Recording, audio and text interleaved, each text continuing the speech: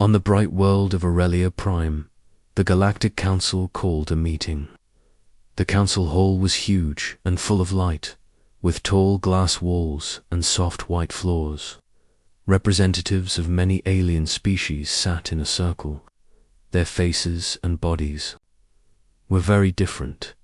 Some were tall and thin like trees, others short and round like stones, some covered in fur, others in shining scales. They were all quiet now, waiting for the meeting to begin. At the center stood Council Member Varin. He was from the Oshari race, a being with 4 arms and smooth blue skin. His deep voice broke the silence.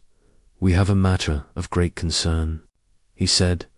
"We have received reports from the prison moon called Tarvik 7.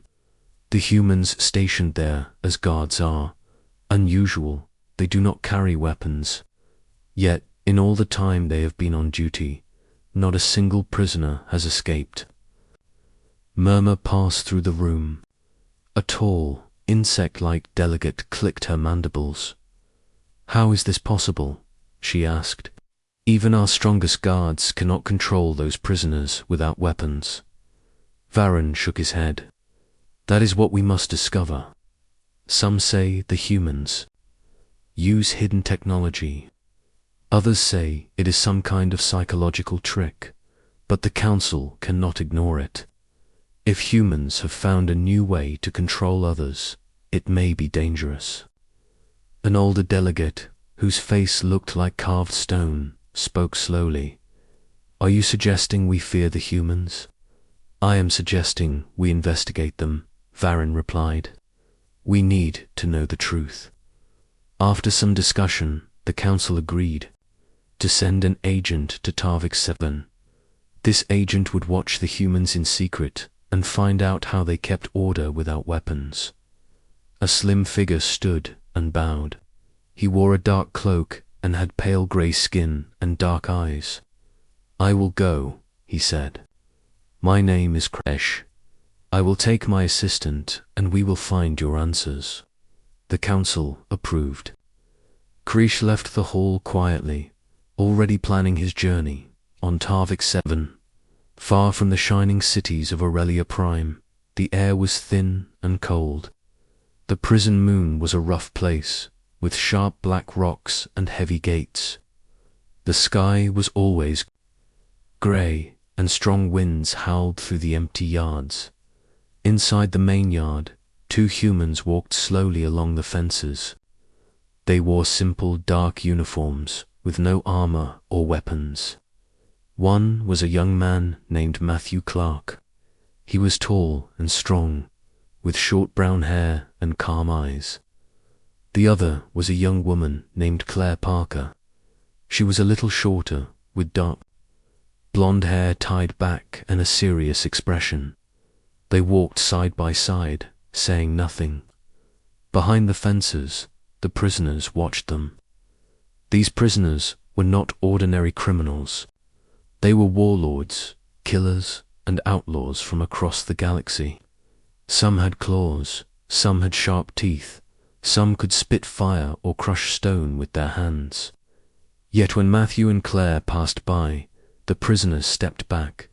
They lowered their eyes and stayed quiet. One prisoner, a huge creature with 4 arms and red skin, muttered something under his breath.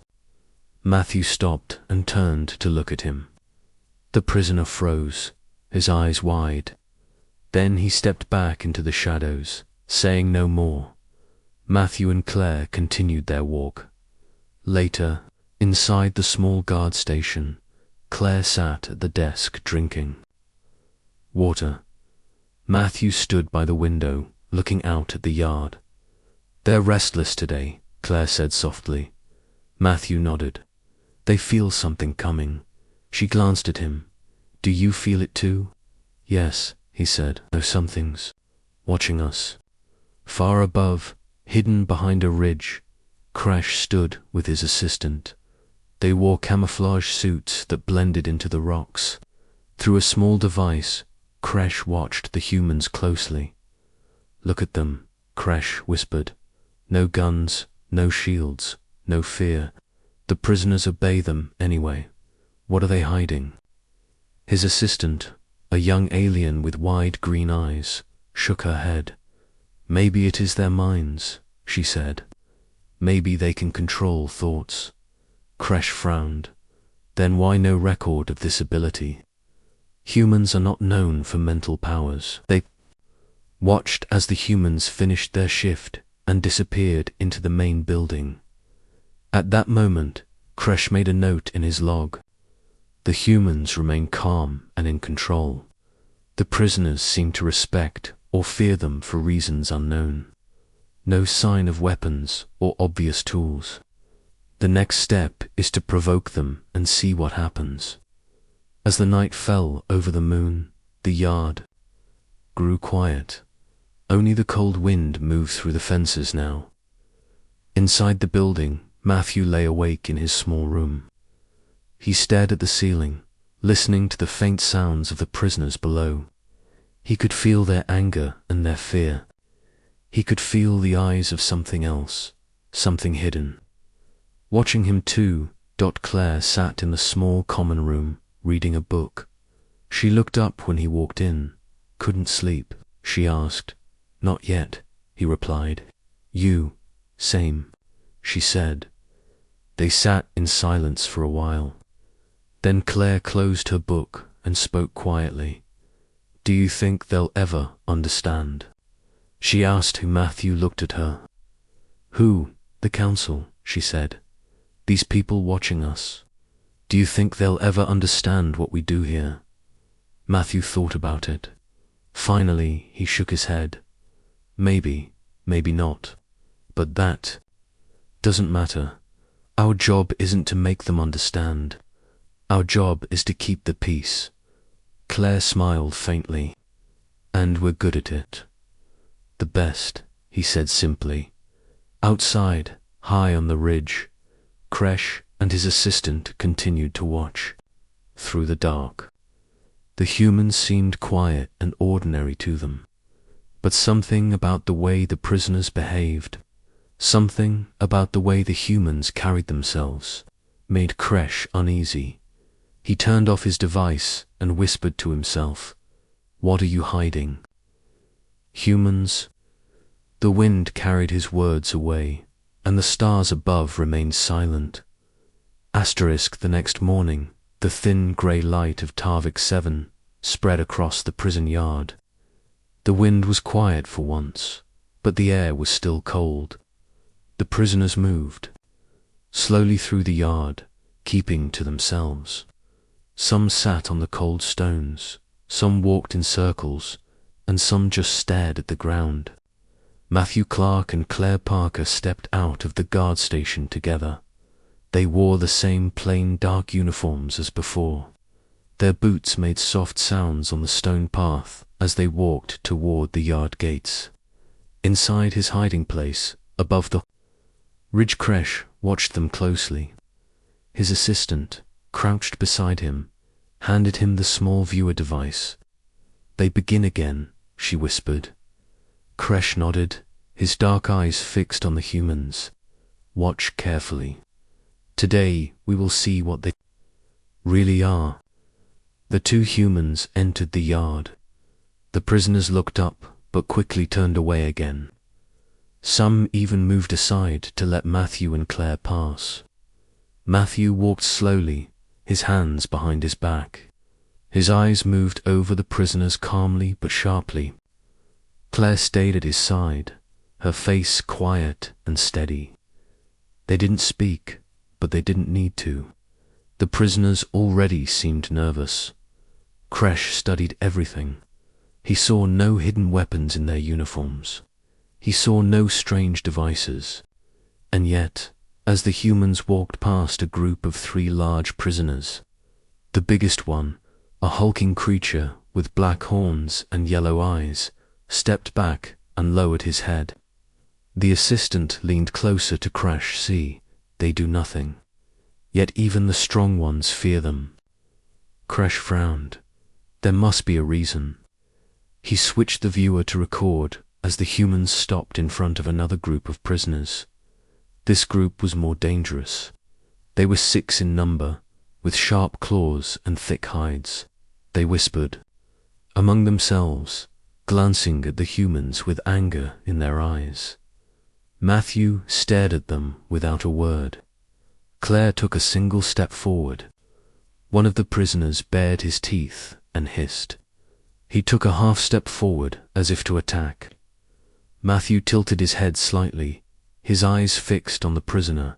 The prisoner froze. His claws shook in the air, but he didn't move closer. After a moment, he stepped back, and the rest of his group followed.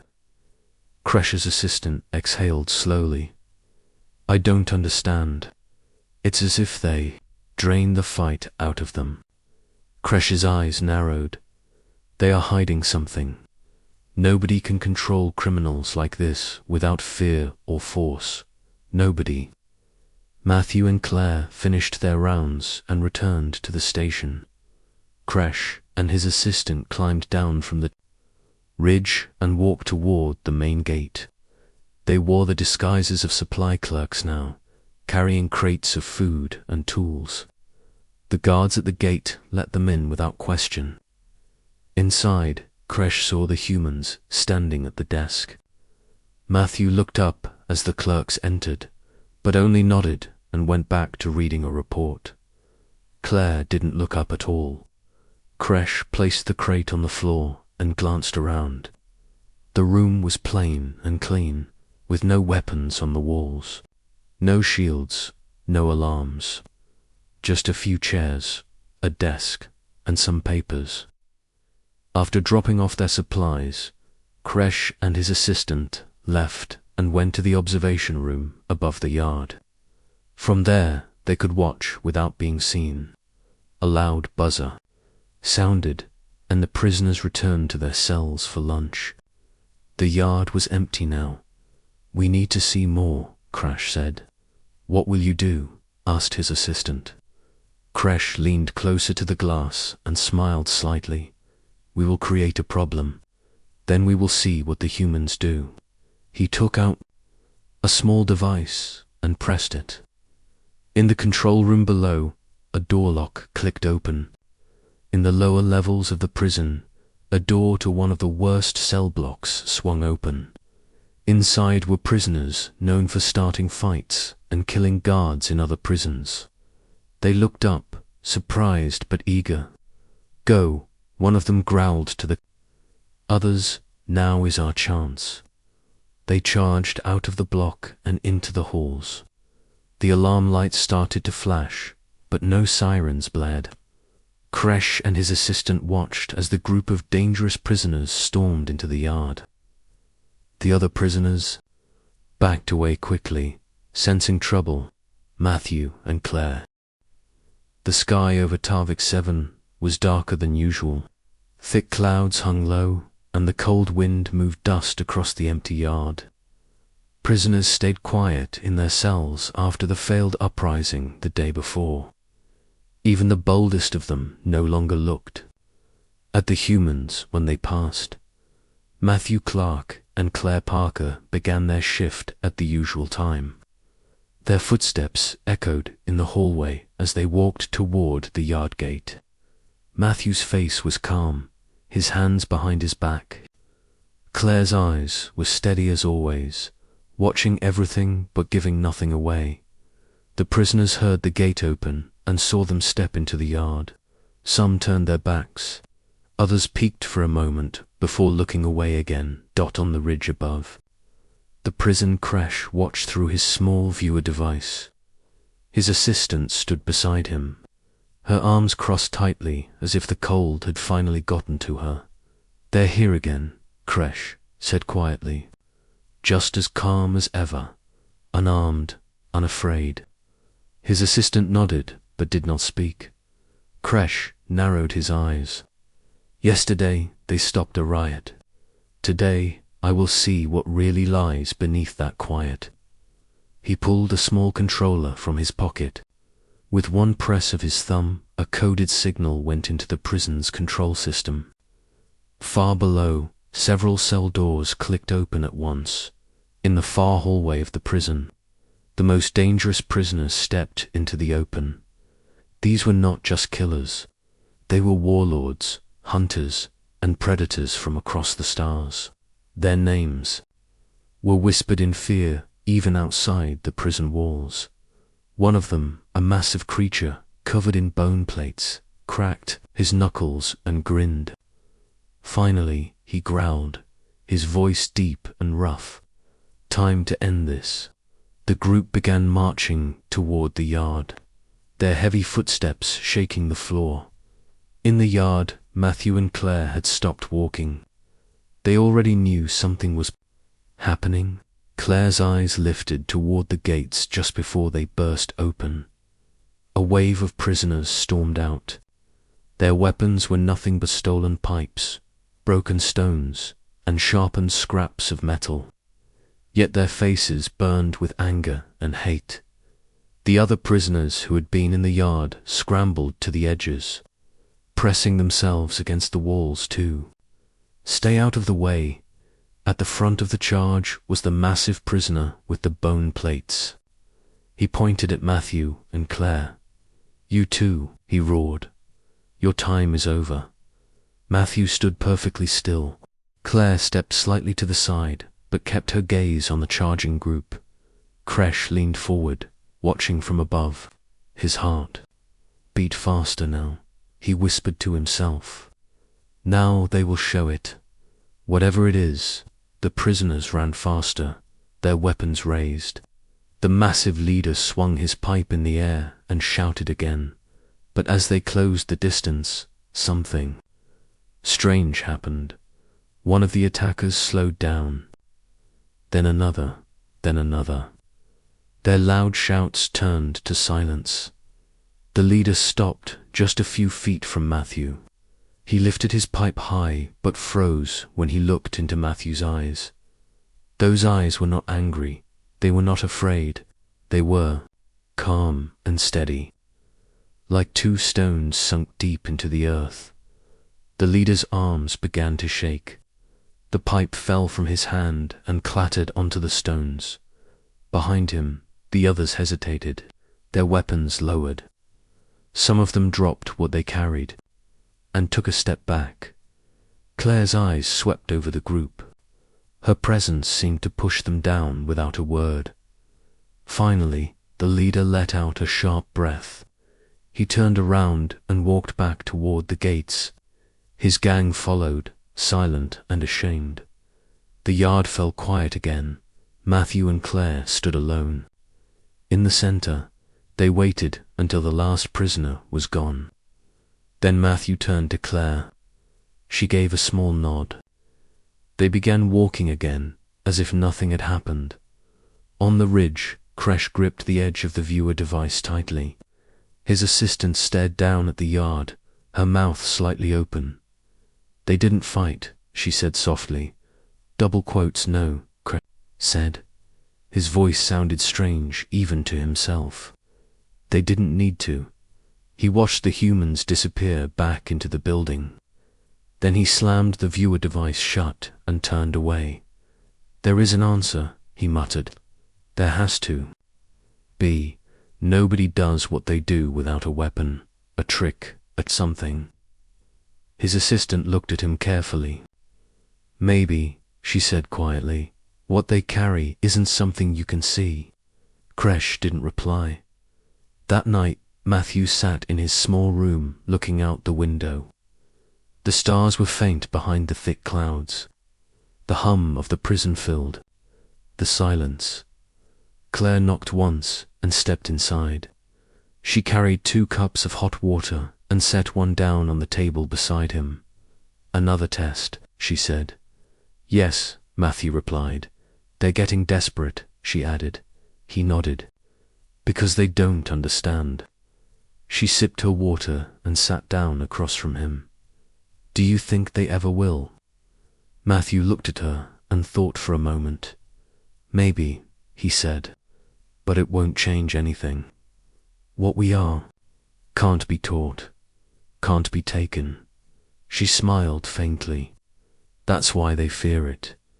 "Yes, Matthew agreed. That's why, outside, in the cold night, Kresh sat on the rocks above the prison. The wind blew against his face as he replayed the scene in his mind.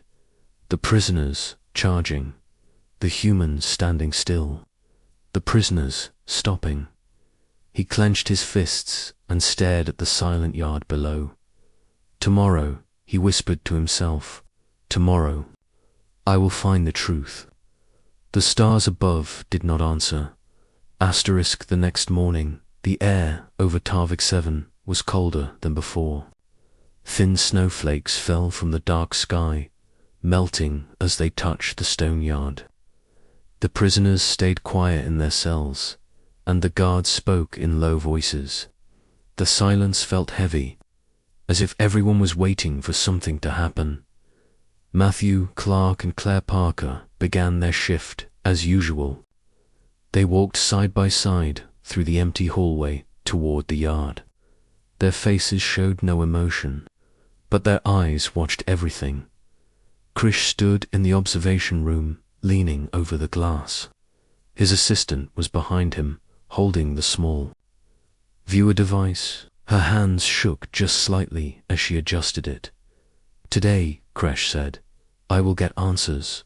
No more watching, no more guessing.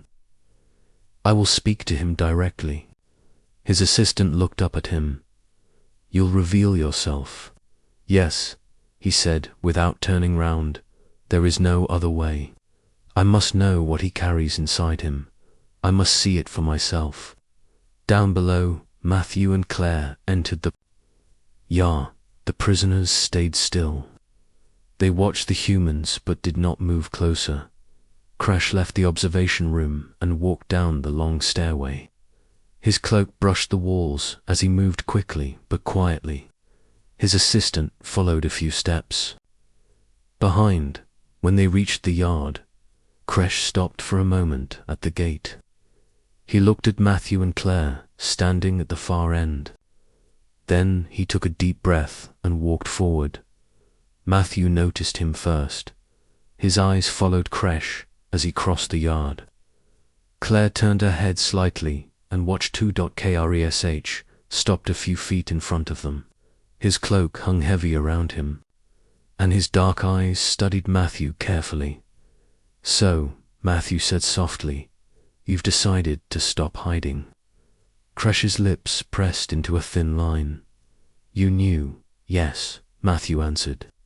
We felt you watching. Claire added quietly, you're not the first to try. Kresh raised his chin. Then you know why I'm here. Matthew gave a small nod. You want to understand. I need to understand, Kresh said.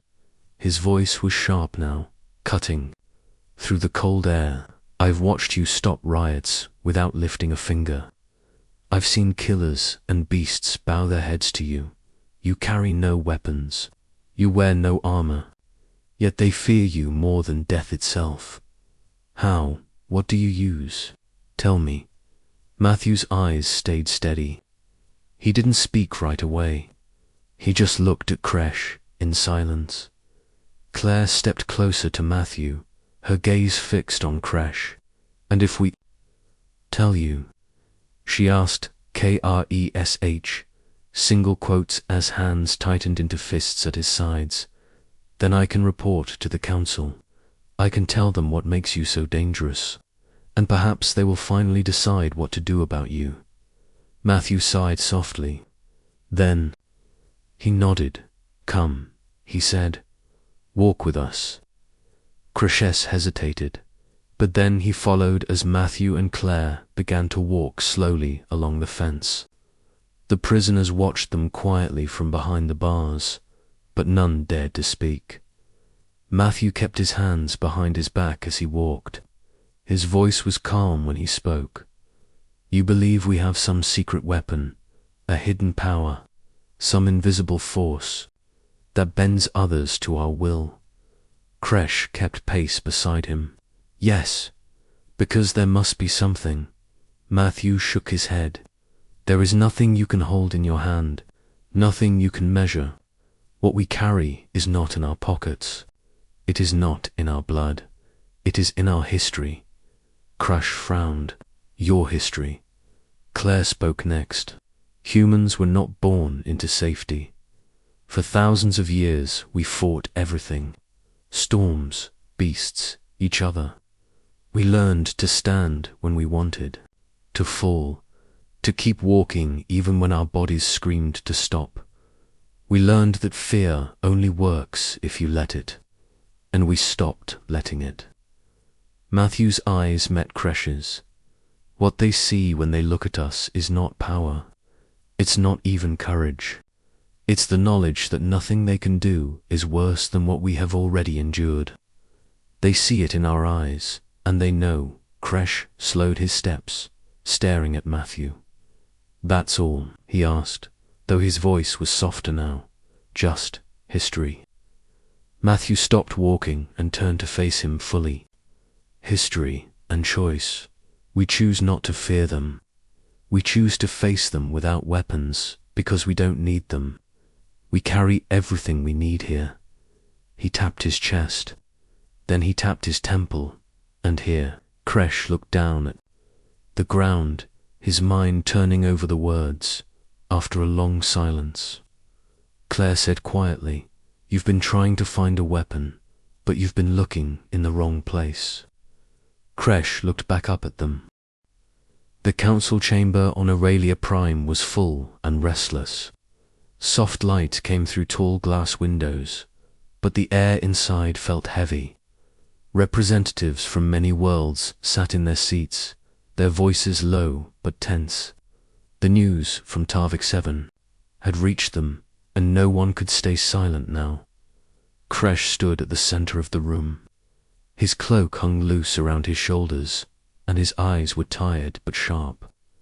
His assistant stood quietly behind him, holding a small case that carried his report. Varenn, the blue-skinned council member who had ordered the investigation, spoke first. His forearms rested on the table as he leaned forward. Agent Crash Varen said, his voice calm but firm. "You have returned from Tarvik 7. Tell us what you have learned about these humans." Crash took a slow breath. His voice carried across the hall when he spoke. "I have watched them closely. I have tested them. I even spoke with them face to face. And what I have learned is this. The humans stationed at the prison carry no weapons, no hidden technology, no special training that we can measure. Yet the most dangerous prisoners fear them. They obey them. They do not challenge them for long. The humans control them not with force but with presence. Something deep inside them makes even the boldest prisoners hesitate." A tall, insect-like delegate leaned forward. Her voice clicked as she spoke. "You say they carry nothing, no weapons at all. That is impossible. Nothing can control killers and warlords with presence alone." Crash shook his head. "It is not impossible. I saw it myself. When they look at you, you feel it. A quiet strength, an unshakable calm. They stand in front of chaos and do not move, and it breaks the will of those who face them." Another council member, whose skin glimmered like polished stone, raised a hand. "Are you saying that humans use fear? Is it some kind of trick of the mind?" Crash thought for a moment before answering. "It is not fear, exactly. It is respect and something more. They have endured things we cannot imagine, and they carry that history with them. You can feel it when they look at you. It makes you doubt yourself." Varen tapped one finger on the table. "You say you spoke to them. Did they explain this to you?" "Yes," Crash said. "They told me it is their choice. They choose not to fear. They choose to stand without weapons. They carry everything they need in their hearts and minds, nothing more." A murmur spread through the chamber. Some members shook their heads. Others leaned back in silence, thinking. Finally, a thin delegate with silver eyes spoke up. then they are too dangerous. If they can control others without weapons, without training, then we cannot predict them. I say we remove humans from guard duty at once, ban them from all council prisons. Another delegate, older and heavier, slammed his hand on the table. Nonsense, he said. They are the only ones who can keep the worst prisoners under control. Without them, the prisons will fall into chaos. We need them more than ever. The debate grew louder. Voices overlapped. Some called for a full ban on humans. Others demanded that more humans be placed in more prisons. Kreese stood silently in the center, listening. He saw their fear and confusion, and he understood now why the humans had smiled when he asked if the council would ever understand. After many long minutes, Varyn raised his hand and the room quieted. Agent Kresh, Varyn said, if we allow humans to continue guarding our prisons, do you believe they will remain loyal to the council? Kresh nodded. Yes. They do not care about our fear. They only care about doing their job, keeping the peace. The stone-skinned delegate spoke again. Then we should let them be, but limit their numbers. No more than 2 humans per prison. We cannot risk whatever it is they carry spreading too far. Slowly, more heads began to nod in agreement. Varyn stood. Then it is decided. Humans may remain as guards. No more than 2 per facility. We will classify them as psychological deterrents, not soldiers. The records will reflect this decision. Kresh bowed his head slightly and stepped back. The council began to file out of the chamber, still whispering among themselves. Outside, on the steps of the hall, Kresh stood for a long time looking at the sky. His assistant came to stand beside him, holding the case with the report. Do you think they understand now? She asked softly. Caius shook his head. No, but they fear less now. That is enough. On Tarvik 7, the day was ending. The snow had stopped, and the yard lay quiet under the fading light. Matthew and Claire walked their usual path along the fence. The prisoners watched them silently, as always. When they reached the far end of the yard, Matthew stopped for a moment and looked up at the sky. Do you think they've decided yet? Claire asked, her voice calm. Yes, Matthew said. And she pressed. He smiled faintly. They'll let us stay, but they'll keep asking themselves why. Claire gave a small laugh. They'll never find the answer. Matthew glanced at her. Do you think it matters? No, she said. What matters is that we're here. They continued walking as the stars began to appear above them. The prisoners lowered their eyes as they passed. Far away on Aurelia Prime, Kresh sat alone. In his quarters, he opened the small viewer one last time and watched the recording of the humans in the yard. Their calm faces, their quiet steps, the way the prisoners fell back before them. He closed the viewer and whispered to himself, what they carry cannot be taken, it cannot be taught, and that is why we fear them. Then he set the viewer aside and closed his eyes, the memory of their steady eyes still bright in his mind. The wind was strong over Tarvik 7. It howled through the metal fences and lifted dust into the air. The prisoners stayed inside their cells, quiet and tense. Even the ones who liked to cause trouble kept their heads low. Something about the air felt different that day. Matthew Clark and Claire Parker walked slowly around the yard. They spoke little as usual. Their eyes moved over the prisoners, sharp but calm. Each step they took left prints in the thin layer of snow on the stones. In the main office above the yard, a visitor stood at the window. It was Varen, the council member with blue skin and 4 arms. He wore a long coat and stood with his hands behind his back. Kresh stood beside him, quiet and watchful. "So these are the humans," Varen said after a long silence. "They look ordinary. Kresh nodded. "Yes, but they are not ordinary." Varen narrowed his eyes as he watched Matthew stop in front of a group of prisoners. One prisoner glanced up, then quickly looked down. The others backed away without a word. "I see it now," Varen said quietly. "Even without weapons, they hold the yard." Kresh glanced at Varen. "They hold more than the yard. They hold the prisoners here." Varen turned to him. "Do you believe they are a danger to us?" Kresh was quiet for a moment before answering. "Not unless we make them one." Below, Matthew and Claire reached the far end of the yard. They stopped. For a moment, Matthew looked up at the window and saw the 2 figures standing there. He gave the faintest nod, then kept walking. Varen noticed. "He knows we're watching." "He always knows," Kresh replied. Later, Varen and Kresh came down to the ground level. They walked through the halls until they reached the guard station where Matthew and Claire waited. Claire stood by the desk, arms crossed.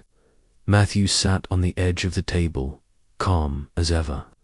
When the door opened, both of them looked up. "Council member Varen," Matthew said evenly.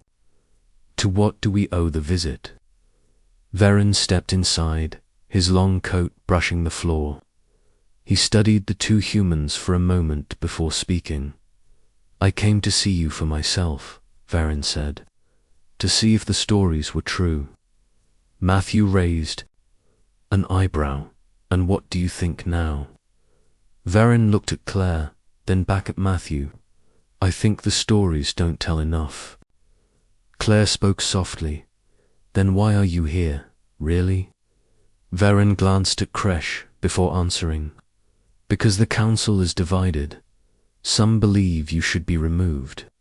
Others believe you are the only thing keeping these prisons under control. They sent me to decide." Matthew tilted his head. "And what is there to decide?" Varen frowned. "Whether you are a danger to us?" Matthew stood slowly and took a step toward him. "Do you feel in danger now?" Varen hesitated, then shook his head. "No, but I don't understand how." "You do what you do." Claire gave a faint smile. "You don't need to understand." Kresh finally spoke. "They choose to stand here without fear. That is their weapon. It's not something we can take or measure. It just is." Varen looked at him, surprised by the quiet respect in his voice. Then he turned back to the humans. "And what happens if one day you decide to stop standing?" Matthew's eyes stayed steady on his. "Then this place falls. But that day will not come." Varen studied his face for a long time. Then he gave a small nod. "You may stay," Varen said at last. "The council will keep you here under watch, but you may stay." Matthew only nodded once. Claire's face stayed calm, but something in her eyes softened. Varen and Kresh left the room together. As they walked back down the hall, Varen spoke quietly. "I thought they would frighten me," he said. "But they don't. Not really." "That is their way," Kresh replied. Outside, the wind grew stronger, but the yard stayed quiet. Matthew and Claire returned to their patrol. The prisoners watched them silently, stepping aside as they passed. In one corner of the yard, a small fight started between 2 prisoners. One shoved the other hard, knocking him to the ground. But before it could grow into something worse, Matthew was there. He didn't raise his voice or his hands. He just looked at them. Both prisoners stopped moving